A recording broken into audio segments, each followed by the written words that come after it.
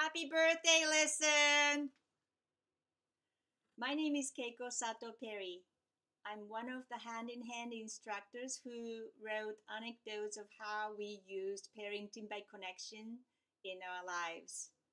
And the approach is written in this wonderful book called Listen, 5 Simple Tools to Meet Your Everyday Parenting Challenges by two amazing authors, Patty Whiffler and Tosha Shore.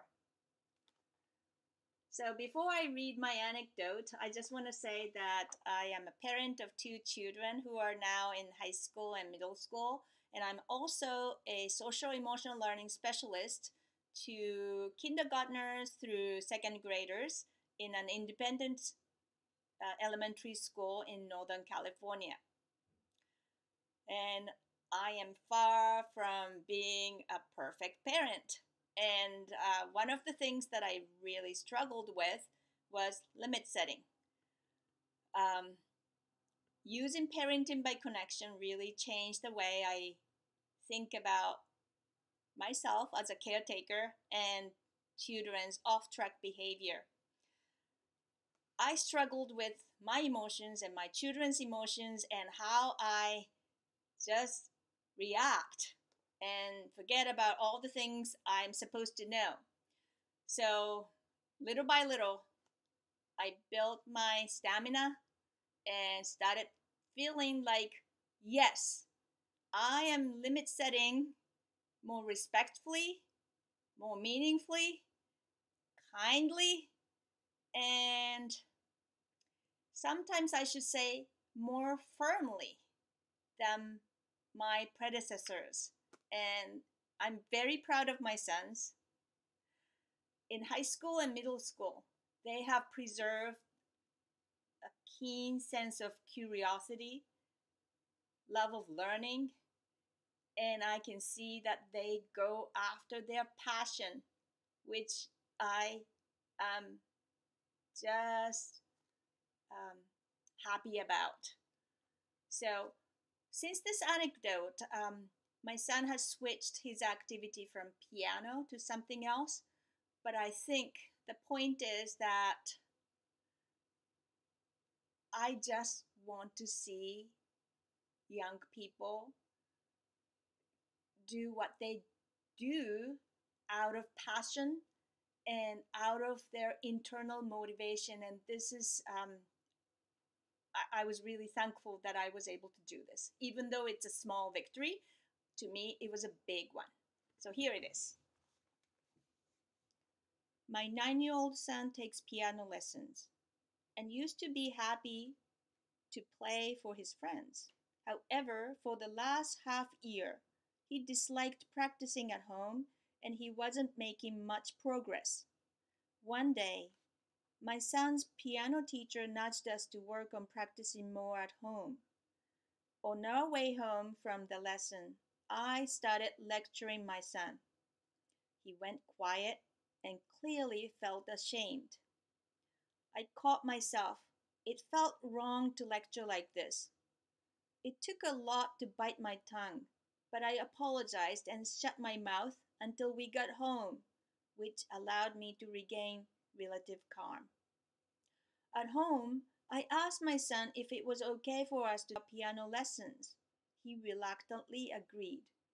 This time, I tried my best to keep from saying, "If you can't practice, you should stop taking lessons," which was what my mom would say to me when I was small. I sat down next to him, looked him in the eye, and asked as calmly as I could what I could do to help him practice every day. My son started complaining about how his younger brother was bothering him or how it was unfair that his brother could play while he had to practice. I listened and resisted the urge to say something like, "That's not true." I asked him gently again, "What help do you need? I'm sure you can do it." This made my son really upset, and he answered, "You can just shut up and be quiet. Go away." I responded, "I really want to figure out a way to help you practice. I'm sure you can practice. I held my ground, but at the same time kept wondering if I was still motivated by my upset or was now offering him a real support at last. I chose an attitude of listening and giving confidence to him rather than lecturing and expecting him to change.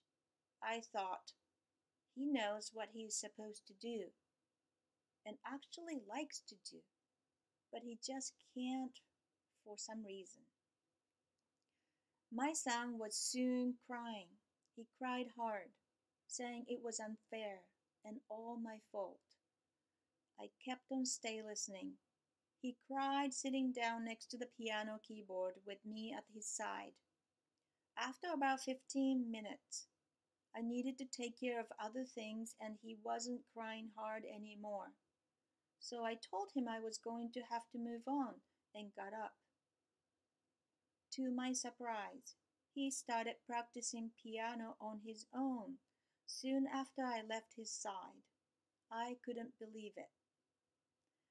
Since that evening, he has practiced piano almost every day, sometimes starting on his own, other times with my encouragement, which had never worked before.